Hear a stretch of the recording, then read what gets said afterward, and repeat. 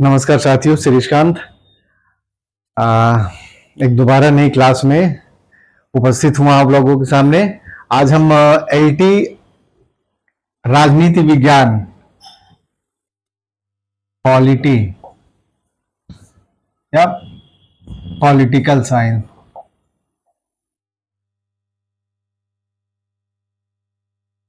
Political science के विषय में बात करेंगे, खास करके syllabus LT syllabus political science, क्योंकि एलटी के सभी स्टूडेंट को ये समझना चाहिए, किसी भी तैयारी करने वाले स्टूडेंट को ये समझना चाहिए कि जब तक उसको अपना सिलेबस सही से नहीं पता होगा तब तक वो तैयारी सही से नहीं कर सकता है। तो मैंने जैसा कि कल अपने पहले वीडियो में कहा था कि मैं एलटी और पीजीटी की तैयारी हिस्ट्री और पॉलिटिकल साइंस की करवाऊंगा अपने इसी यूट्यूब चैनल जिसका नाम है एस कांत जीएस क्लासेस, ठीक है, प्रयागराज। तो कहने का ये मतलब है कि पहले हम देख लेते हैं एलटी सिलेबस पॉलिटिकल साइंस, क्योंकि सिलेबस बहुत ही महत्वपूर्ण चीज होती है। जब तक सिलेबस नहीं पता हमें, हम कुछ नहीं भी कर सकते हैं। तो सबसे पहले हमें ये देखना है कि एलटी सिलेबस में क्या क्या है। आप लोग पहले जो पुराने पेपर सॉल्व कर चुके हैं या जो नया सिलेबस आयोग के द्वारा डाला जाता रहा है उसको आप कंपेयर कर सकते हैं कि क्या क्या चीजें घटाई बढ़ाई गई हुई हैं। हर समय कुछ न कुछ आगे पीछे कर दिया जाता है, तो उसको आप देख लीजिएगा। लेकिन जो मोटा मोटा पूरा सिलेबस एलटी का है उसको अगर हम पॉइंट्स में डिवाइड करें तो 8 पॉइंट्स में बेसिक तौर पे आता है, जिसमें सब डिवीजन हुआ है। यानी जैसे कि राजनीति शास्त्र एवं राजनीतिक सिद्धांत, ये एक पॉइंट है। तो राजनीतिक सिद्धांत में इसके 2 भाग हैं, एक राजनीतिक विज्ञान है, एक राजनीतिक दर्शन है। तो एक पहला पॉइंट ये हो गया। फिर दूसरे नंबर पे आता है राज्य। राज्य की परिभाषा है, राज्य के अंतर्गत क्या क्या चीजें आती हैं, क्या नहीं चीजें आती है, वो सब जब हम पढ़ाएंगे तब बताएंगे। तो ये राज्य जैसे है, खास करके परिभाषा भारतीय संविधान में राज्य किस अनुच्छेद में दिया गया है, तो आर्टिकल 12 में दिया गया है, राज्य की परिभाषा बताई गई है। उसी आधार पे ये हो गया पहले नंबर पे राजनीति शास्त्र एवं राजनीतिक सिद्धांत। सीधी सी बात है, पॉलिटिकल साइंस। और राजनीतिक शास्त्र के पिता किसको को अरस्तु को कहा जाता है, ये आप सभी लोगों को पता ही होगा। तो वो जब हम पढ़ेंगे तो देखेंगे। दूसरा है राज्य। राज्य के विषय में सारी चीजें पता होनी चाहिए। तीसरी चीज है राजनीतिक अवधारणा एवं विचारधाराएं। ये बहुत ही इंपॉर्टेंट चैप्टर है, यानी कि इस चैप्टर का ये भाग जो है तीसरा, राजनीतिक अवधारणाएं एवं विचारधाराएं, क्योंकि इन विचारधाराओं में ये प्रकार से कह सकते हैं कि जो राजनीतिक सिद्धांत है उसके भी दर्शन आपको हो जाएंगे। जैसे राजनीतिक विचारधाराएं में क्या क्या उदाहरण है, संप्रभुता है, स्वतंत्रता है, समानता है, अधिकार है, नागरिकता है, लोकतंत्र है, समाजवाद है, मार्क्सवाद है, अधिकार है, अधिनायकवाद है। ये मैंने मोटी मोटी चीजें सब डिवीजन करके लिख दी है। तो ये जो तीसरे नंबर का पॉइंट है राजनीतिक अवधारणा एवं विचारधारा, इसके अंतर्गत ये सब कुछ आ जाएगा। मैं फिर से कह रहा हूं, सिलेबस बहुत ही बड़ा होता है, उसमें हमको डिवीजन करना और सब डिवीजन करना, खास करके जो प्रमुख प्रमुख पॉइंट है वो अगर पता है, पॉइंट के रूप में अगर हमको पता चल गया है सिलेबस अपना, तो हम उसको सही कर सकते हैं। और जैसे हमें पढ़ना क्या है इस तीसरे पॉइंट में, राजनीतिक अवधारणा एवं संप्रभुता, स्वतंत्रता, समानता, अधिकार, ये सब सारी चीजें हो गई, ठीक है। फिर चौथे नंबर पे है राजनीतिक दर्शन, ठीक। ये पॉलिटिकल साइंस का सबसे कठिन पहलू होता है, मतलब कि कठिन एरिया है। जो बच्चे पीजीटी की भी तैयारी कर रहे हैं, जो एलटी की तैयारी कर रहे हैं, उनके लिए मैं ये बताना चाहता हूं कि ये जो राजनीतिक दर्शन होता है, इसमें क्योंकि बहुत सारे दार्शनिक होते हैं, बहुत सारे ऐसे विचारक होते हैं जिन्होंने अपने विचार दिए हुए हैं, तो उनको उनकी जो कोटिंग होती है, उन कोटिंग को याद करना, उन कोटिंग के विषय में जानना। खास करके ऐसे ऐसे जो विचारक होते हैं, थिंकर्स होते हैं, जिन्होंने अपनी पुस्तक का नाम दिए, पुस्तक के बारे में बताया है, उन पुस्तक के लेखक का क्या नाम है।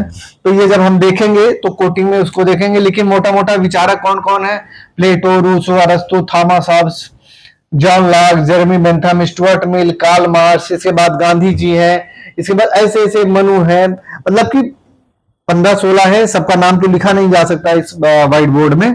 तो जो प्रमुख प्रमुख है उनको लिख दिया गया, प्लेटो, रूसो, अरस्तु, Thomas Hobbes, John Locke, Jeremy Bentham, Stuart Mill, Karl Marx, Manu, ऐसे सभी लोग हैं। तो इन दार्शनिकों ने या विचारकों ने क्या क्या बोला है, राजनीतिक सिद्धांत दिए हैं, इनके कह सकते हैं कि इनके नजरिए में राजनीति का दर्शन क्या है, क्या होना चाहिए, उस दर्शन में कुछ बहुत सारी चीजें आती हैं।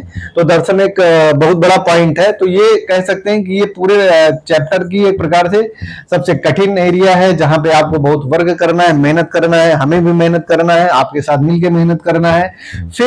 फिर 5वें नंबर पे आ जाता है शासन एवं राजनीति, यानी कि एक राजनीतिक सिद्धांत या राजनीति शास्त्र में शासन कैसे चलाया जा सकता है, उसके क्या सिद्धांत होते हैं, ठीक है, कैसे कैसे चीजें उसमें जोड़ी जाती हैं, हटाई जाती हैं। फिर है भारतीय संविधान।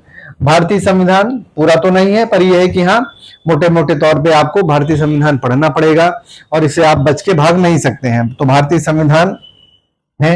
फिर भारतीय प्रशासन है, यानी कि एक प्रकार से लोक प्रशासन है। शासन प्रशासन की चीजें हैं, जिसमें शासन में क्या कैसी नीतियां लाई जाती हैं, क्या योजनाएं होती हैं, राजनीतिक जीवन में क्या हम लोगों के लिए किया जाना चाहिए, क्या नहीं किया जाना चाहिए, ये सब सारी चीजें होती हैं। लोक प्रशासन में ही ओबुंड्समैन, जिसको लोकपाल भी बोला जाता है, मैन जिसको लोकपाल भी बोला जाता है, लोकपाल की शुरुआत कहाँ से हुई है, क्या है, कैसे है, ये हम सब देखेंगे। थोड़ा सा एक उस पर भी नजर दौड़ा लेंगे। और फिर अंत में भारतीय लोकतंत्र की कमियां। किसी भी पूरी दुनिया में कोई भी लोकतंत्र हो, वहां पे अच्छाइयां और बुराइयां होती हैं। कोई भी लोकतंत्र पूरी तरह से 100% सही नहीं होता है। तो भारत में लोकतंत्र हमारा 1947 के बाद नया नया लोकतंत्र बना है। हालांकि विश्व का सबसे पुराना लोकतंत्र भारत में ही जन्म लिया है, लेकिन यह है कि जो विकसित देश है ना, वो हमें लोकतंत्र का पाठ पढ़ाते हैं। ठीक भी है, जिसके पास शक्ति है वो लोकतंत्र का पाठ पढ़ाएगा, लेकिन हम देखेंगे कि हमारे सिलेबस में क्या है, भारतीय लोकतंत्र की कमियां हैं, ना कि पूरे विश्व की लोकतंत्र की अच्छाइयां बुराइयां हैं। तो सिर्फ और सिर्फ भारतीय लोकतंत्र की कमियों को हम देखेंगे।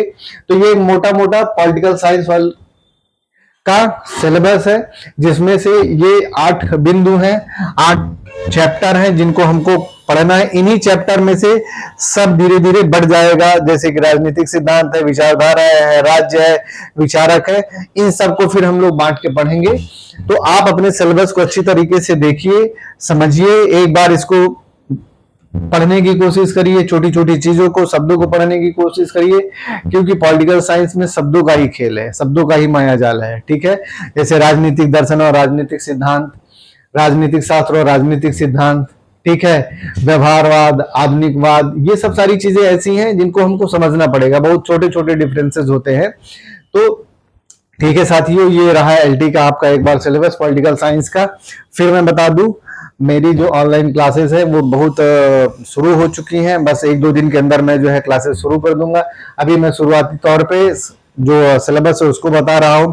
पीजीटी का सिलेबस भी मैं बताऊंगा, एलटी का, हिस्ट्री का भी सिलेबस बताऊंगा। तो आप लोग ज्यादा से ज्यादा इस चैनल को सब्सक्राइब करिए, लोगों को जोड़िए, जिससे कि मुझे भी हौसला मिले। इसके बाद जो कमी अच्छाइयां उनको बताइए, तो जिससे मुझे भी अच्छा लगेगा। तो ठीक है, फिर मिलते हैं एक दूसरे क्लास में जल्दी ही। और एक बार ये सिलेबस रहा, S Kant GS classes Prayagraj, ये यूट्यूब चैनल का मेरा नाम है। सब्सक्राइब करवाइए, करिए अपने दोस्तों से। ये सिलेबस है जिसको कि देख लीजिए एक बार, जो भी बच्चे देखना चाहते हैं कैसे पूरा सिलेबस है। तो ठीक है साथियों, फिर मिलते हैं नेक्स्ट क्लास में। नमस्कार।